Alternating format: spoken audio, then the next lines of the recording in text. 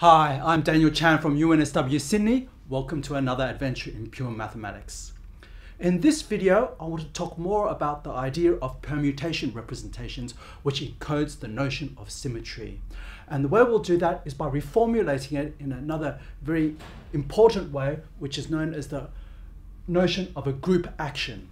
At the end of this video, I want to also present a rather interesting example and show you the simplest example of the spin group.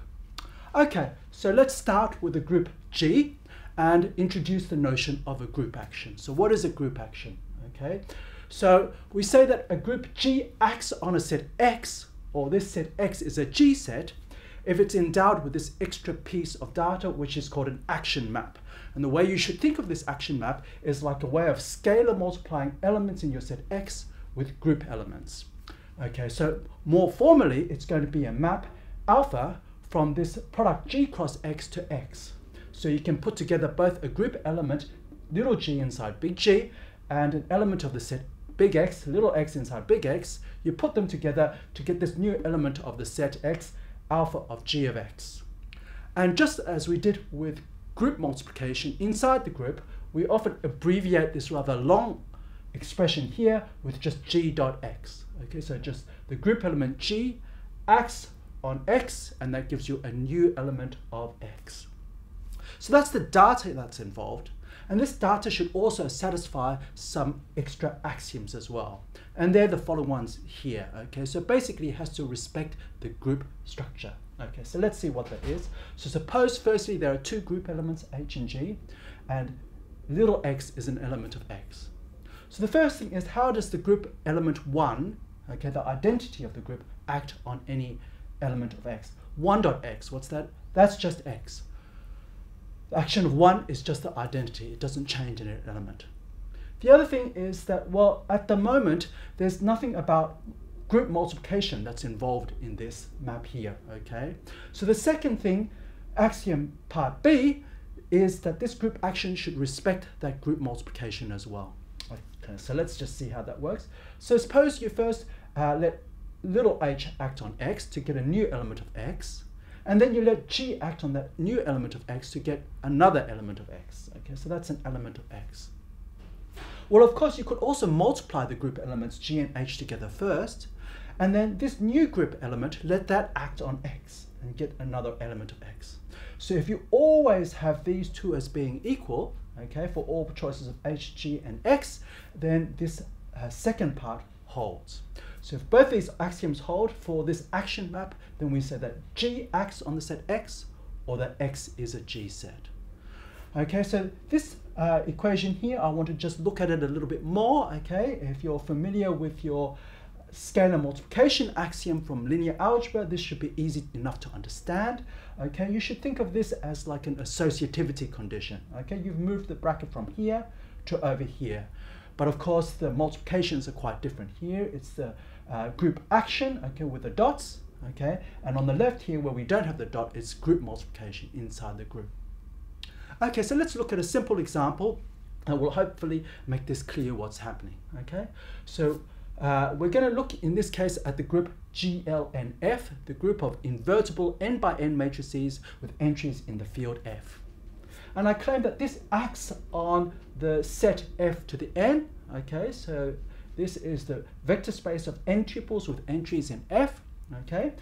Another way to say this is that Fn is going to be a GLNF set, okay? And to do that, we have to actually give extra data first. So, and the extra data is basically, what is this action? Okay, so given a group element A, an invertible n by n matrix, okay, and an n tuple X, okay, what is A dot X? What is this new n tuple? Well, of course, we can multiply this n tuple by this matrix A to get AX, and this is going to be an n tuple, and that's going to be our new element. Okay, that's how the group action is defined.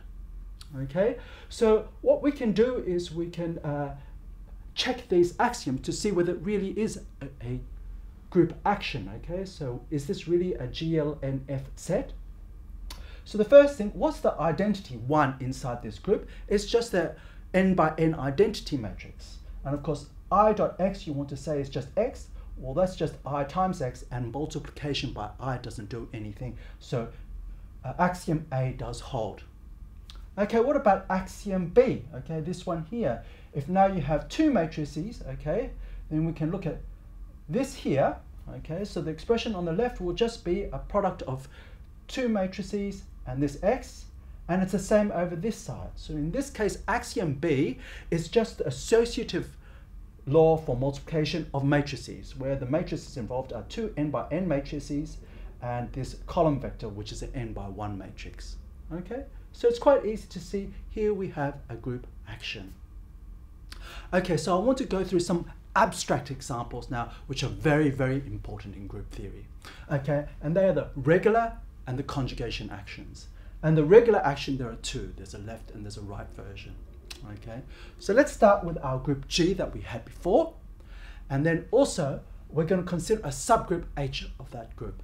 Okay, so H is a subgroup of G, and I'm going to give you three different actions of H on G. Okay, so a G set, or rather, we're going to look at the set G, okay, and the group H acts on that G. Okay, so G is going to be an H set in three different ways. Okay, so I'm going to present the three ways here, and I just need to give you the actions. So for a little h inside big H, I need to say how does it act on this little g inside big G. So H dot G has to be a new element of big G. Okay, so what's the first one? H dot G, okay, I'm just going to write it's just a product, HG. And this is a product inside the group G, so it is inside big G. And this is called the left regular action. You can also do H dot G, and instead of multiplying by G on the left with the H, you multiply on the right, and also you have to put an inverse in there. Okay, so this is called the right regular action. So that's a different action, okay, but it involves the same two groups, okay, group H and set G. And the last one is called the conjugation action, okay, where you do both of them at the same time. So H dot G, what element of the big group G or the set G is it? It's going to be HG H inverse. Okay, so these all define the data for a G set or a G or an H set rather, or an H action on G. And to check that they actually are H actions, you just have to check axioms A and B. Okay, so let's do the most complicated one, 3, because it shows you what's going on in both these cases here. Okay, so the first thing is to check axiom A, that if you let 1 act, it doesn't do anything. Okay, so suppose you have 1 acting on G. This is 1 in the group H, is also the 1 in the group G, as it turns out. Okay, so you just use this definition. Okay, you put H equals 1 here. 1 G 1 inverse. Okay, that's what it is. And since 1 inverse is just 1, you're multiplying by 1. That doesn't do anything. So you get G here. Okay. And as you can see, 1 dot G equals G. The action of 1 doesn't do anything, so axiom A holds. Okay, so let's look at the next part. You want to have this associativity condition here. So you let two elements of the group H act on the set. In this case, the set is G.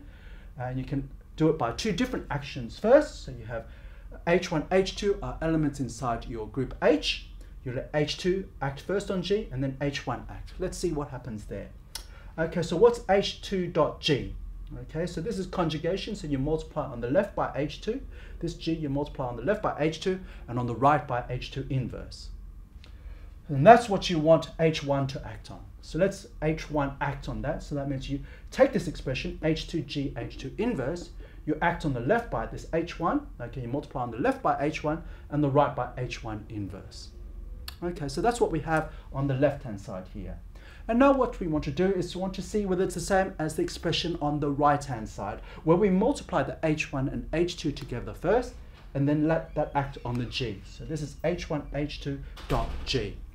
Okay, so how does that work? So what we do is we take this G, and we left multiply by this H1, H2, H1, H2, and we right multiply by the inverse of this H1, H2, H1, H2 inverse. Okay, and we need to show that this is the same as this. Okay, so I hope you can see it's starting to look very similar. H1s are here, H2s are here, G, and we just have to invert H1, H2. Okay, and what is the inverse of that? So I hope you can guess. Of course, that's just the product of the inverses, but you have to switch the order. So this is H2 inverse, H1 inverse. So it's exactly the same as this expression up here. So indeed, you have this equality, okay, in axiom B. So you do have an H action on the set G, okay? And I hope you can see here why you need to put the inverse when you multiply on the right, okay? It's because in this case, you have this flip around, and you need this flipping around to make sure that this equation holds, okay? So when you have the inverse of the product is the product of the inverses, and that's exactly the thing to make sure that this equation holds.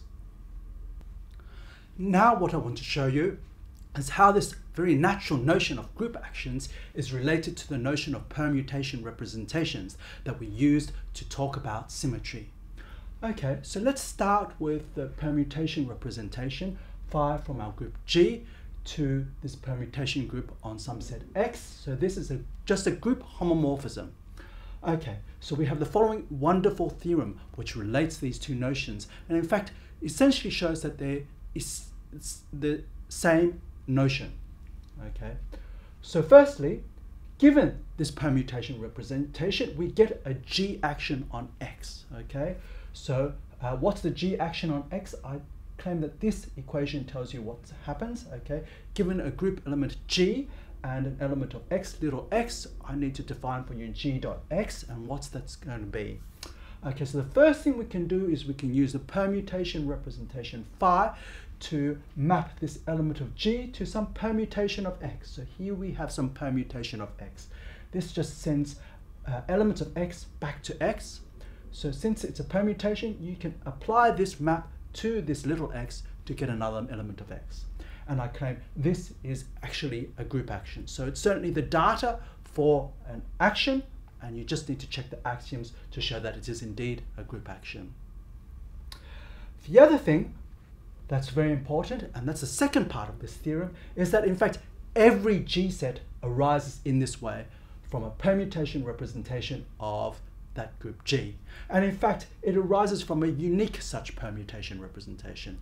So it's not like you can have two different permutation representations which give you two different structures of G actions on X. Okay, so this means that these two notions are completely interchangeable. You can think of things in one way or the other way. They are both very useful, and sometimes it's good to be able to swap between the two. Okay, so let's look at the proof of part A first. Okay, here we just have to show that something is a G set. Okay, so we just need to check the axioms. We've got the data. Okay, so you can check quite easily, for example, that 1 acts as the identity. If you put 1 dot x, 5, 1, of course this is the group homomorphism, sends 1 to 1, so that's the identity, and the identity acting on X doesn't change X, it keeps it as X. So let's look at the other part, which is about associativity of the scalar multiplication. Okay, so we're going to look at G dot H dot X. G and H here are in the group, X is in the set, and we want to show that that's the product GH dot X. Okay, let's just go through slowly how that works. Okay, H dot X, use the definition for what that is. So remember the definition here. We apply the permutation representation phi to that H in this case now, and let that jumble this X around to something else inside X. We want G dot of that, so we apply this again, the definition of the group action here. So now we apply phi of G to this phi of H of X. So we apply phi of H, this function first to X, and this phi of G. So this is really a function of a function, composition of functions. Now remember, this is a group homomorphism, and the group multiplication here is just composition of functions. So of course, this phi of G, phi of H is just phi of GH. Okay, so here it's composition of functions, the group multiplication in the codomain group, permutation group on X, and here it's a group multiplication inside G. Okay, and by definition of this action, we can read it backwards to say that's just the action of GH on X. So here we've checked that indeed this axiom holds, this associativity axiom, these two are equal for all choices of GH and X. And since the other axiom 1 acting on X keeps it as X also holds this is a group action. Okay, so B can also be proved similarly, but rather than giving a formal proof of that, it's sometimes good to look at an example where it's very clear and you're familiar with how it works. Okay, so let's look at the example that I gave earlier, where GLNF acts on Fn and essentially acts just by matrix multiplication. A dot X, that action of an n by n invertible matrix on this n tuple X is just the n tuple AX, this matrix vector product. Okay, so I claim that it arises uniquely from a permutation representation, so I have to define for you some permutation representation of GLNF. So that's a homomorphism phi from GLNF to the permutation group on this Fn. So what is that? Well, basically, I want to reverse this procedure. Okay, I've got the action now, and I want to say, what is this phi? Okay, so given an n by n matrix A, I want to have some permutation of Fn, and what do I claim that is? I claim it's just left multiplication by A. Okay, if you left multiply by A, that sends some x to Ax. So in other words, it's just the map which sends. It's a permutation that sends x to Ax. That permutation, A is invertible, so it is indeed a permutation, right? And of course, if you think about that, what is this map from Fn to Fn? Left multiplication by A. It's just a linear map corresponding to the n by n matrix A. Okay, that's all it is. It's just that linear map. So this is a very familiar thing, to go from this n by n matrix to this linear map here. And now we just want to think of this linear map as just some permutation of Fn. And of course, you should know that this is a group homomorphism. To check this as a permutation representation just means that this is a group homomorphism. And why is that? To check it's a group homomorphism, we just need to check that it preserves multiplication. So what's the multiplication here is matrix multiplication, and we know that that corresponds precisely to composition of linear maps on this side. So indeed, this is a group homomorphism, and we have our corresponding permutation representation.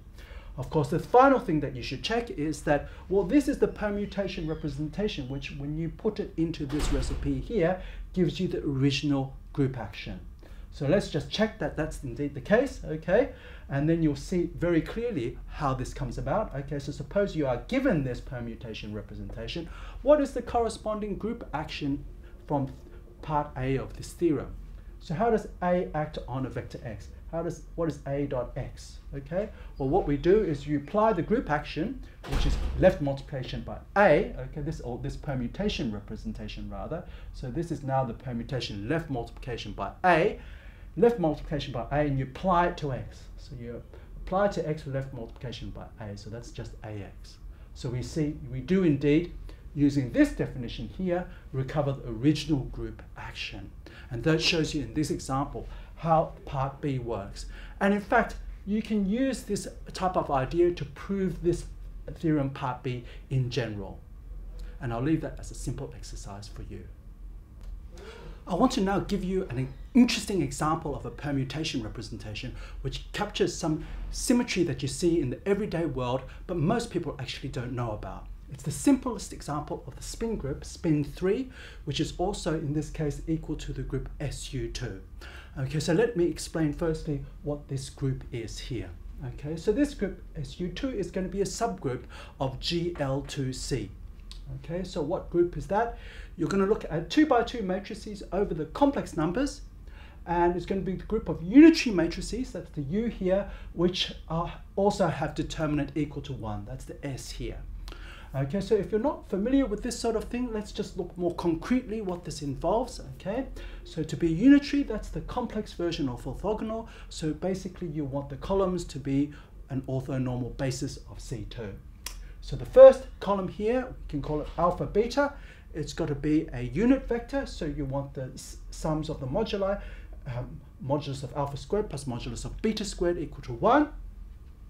And then you want a vector here which is orthogonal to the first one, and also that gives you two choices now, but setting the determinant equal to 1 means that there's only one possibility. So once you've given the first column, the second column is given, and it's easy to see from orthogonality and this determinant condition that it has to be minus beta conjugate here and alpha conjugate here.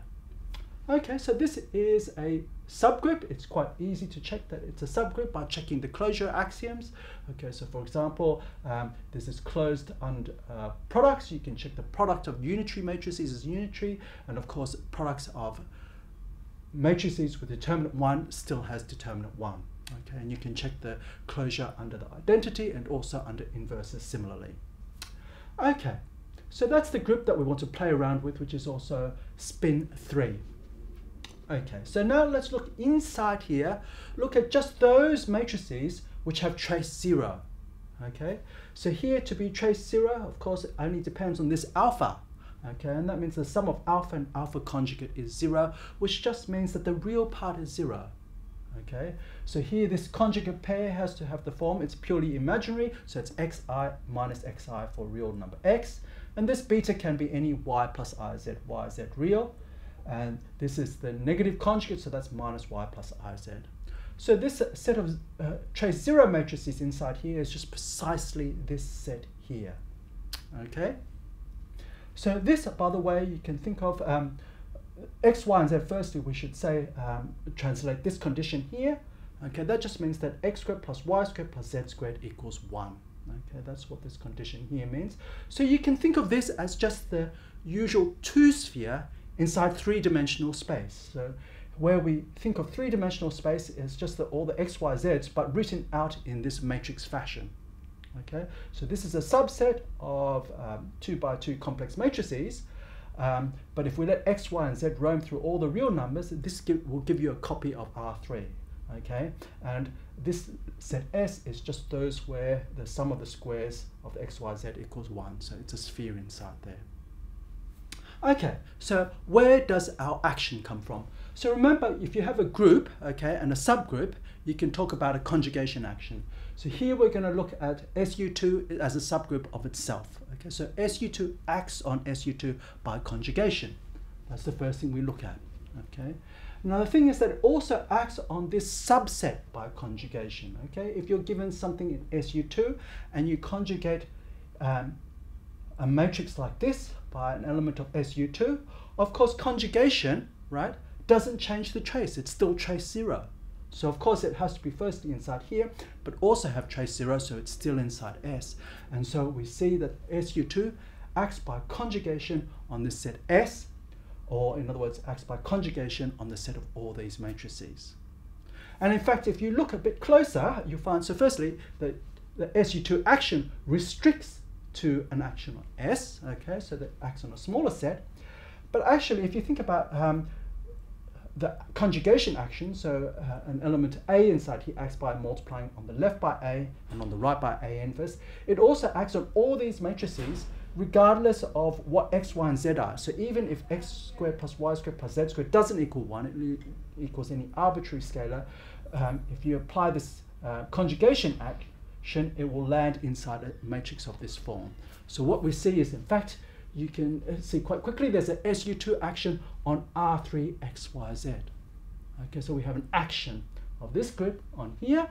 Group actions correspond to permutation representations, so we actually get our group homomorphism from SU2 to the permutations on R3. Okay, so this is a copy of R3, a set of all these matrices where x, y, z roam through all the real numbers. Okay, that's great. And what you know is not only do you have it acting on R3, it actually acts on the sphere inside R3 as well. And as you can imagine, what will happen is that it has to preserve that sphere. So of course, at the end of the day, you will see that it has to be land in this, the set of orthogonal permutations, so orthogonal matrices, 3 by 3 matrices. Okay, so it's quite easy to see that conjugation is a linear action in the x, y, and z. Okay, that's the first thing. It's linear and also preserves the sphere, so it has to give you a isometry, so it lands inside O3, and in fact it's not hard to show it lands inside SO3. So what we have at the end of the day is we've actually constructed a group homomorphism from this SU2 to this SO3, the group of rotational matrices which are 3 by 3 and have determinant 1, SO3. Okay, so that's rather interesting. Two groups, okay, you may not have thought are related. This is 3 by 3 real matrices here, which are determinant 1, orthogonal, and here we have 2 by 2 matrices which are complex, okay, unitary and also special here. And they're related because there's a group homomorphism which compares the two. So how related are they, okay, you might ask. Are they the same, okay? So if they're the same, this would be an isomorphism, and the thing is it's actually not the same, okay? In fact, this map is surjective, okay, but it's not bijective because it's not 1 to 1. Okay, in fact, it's 2 to 1. Okay, that's rather interesting. Okay, it's 2 to 1, and it's quite easy to see why how two things get mapped to one thing. Okay, so if you have a unitary matrix, which is special unitary, okay, A, where does it get mapped to? It gets mapped to conjugation by A. So it's the map which tends X to AX A inverse. Well, the thing is, conjugating by A is the same as conjugating by minus A. Okay, if you conjugate by minus A, okay, the minus here, minus 1 comes out. The inverse of minus A is just the negative of A inverse, so there's another minus cancels out. The two minuses cancel, and so those two conjugations by A and by A minus A do the same thing, so they give you the same rotation here. Okay, so that's 2 to 1. In fact, they're the only two elements to get mapped to that same rotation. Okay, so that's rather interesting. But it might suggest to you, okay, so here you have a symmetry group about rotations, okay. Does this permutation representation, this rather interesting permutation representation, represent a case of more interesting symmetry? So can you extend the symmetry that you see, this rotational symmetry in three-dimensional space, to something fancier, okay, a place that's represented by this SU2, okay. And that's rather interesting that you can do that, and this is a symmetry that actually many mathematics students don't know about until far too late, and that I want to tell you about here, okay? So the easiest way to think about that is, okay, so why is it that, for example, I and minus I, okay, they both represent the identity in here, but there is actually a case where minus I actually represents something different, okay? So conjugation by minus I want to say represents what? It represents rotation by 2 pi. Okay, so normally you think of rotation by 2 pi, it's just the identity. Okay, so if minus I is rotation by 2 pi, I guess its square is rotation by 4 pi. Okay, and that will give you I, which is the identity. So I claim there are actually instances where rotation by 2 pi is not the identity, but rotation by 4 pi is the identity. And that exactly reflects the fact that here, above the identity here, the identity rotation, okay, you have two things. Okay, it's going to be rotation by 0 or 4 pi or 8 pi, and then the one which is non-trivial, which is rotation by 2 pi. Okay, so what is this thing? Okay, so let me show you. It's quite simple. Okay, so you just stick your palm out like this, and what I'm going to do is to show you an example where rotation by 2 pi is not the identity. Okay, so what we're going to do is we're going to rotate this in an clockwise direction, okay, from the top, and rotate this palm. Okay, I'm going to rotate this 2 pi, and you're going to see straight away it's not the identity. Okay. But when I rotate by 4 pi, when I do the square, so that's minus I squared, it's going to be the identity. Okay, so we're going to go clockwise like this by 2 pi, and when you do that, you can see, well, the arm is completely twisted up. Okay, so it's not the identity. Now we're going to rotate by 4 pi by going another 2 pi and show you how that gets the identity. So we now rotate an extra 2 pi, and of course you can see the arm returns to the original position, and we have the identity map. Okay, so that's something, that's a bit of geometry that a lot of students don't know about, and it's completely encoded in this permutation representation here, the fact that this is a 2 to 1 cover. Okay, and so what is that extra symmetry that's going on? Okay, so we have a rather interesting thing here. So in this case, you have the hand, If this hand was free floating, okay, it was a separated object, and you rotate by 2 pi, of course it comes back to its original position, okay? So that's what you see down here. But the key point is that in this example, the hand is attached by my arm to me, which is here looked at as a fixed object. And that's why when you rotate by 2 pi, it doesn't come back to its original position. Okay, so there's an extra thing. It's not just a free floating hand, it's attached via my arm to my body. However, as shown in this homomorphism, when you do the square of this minus I, you should get the identity. And that's why when you rotate by another 2 pi, you square that and rotate by 4 pi in total, you get the identity. I hope you enjoyed this adventure in pure mathematics.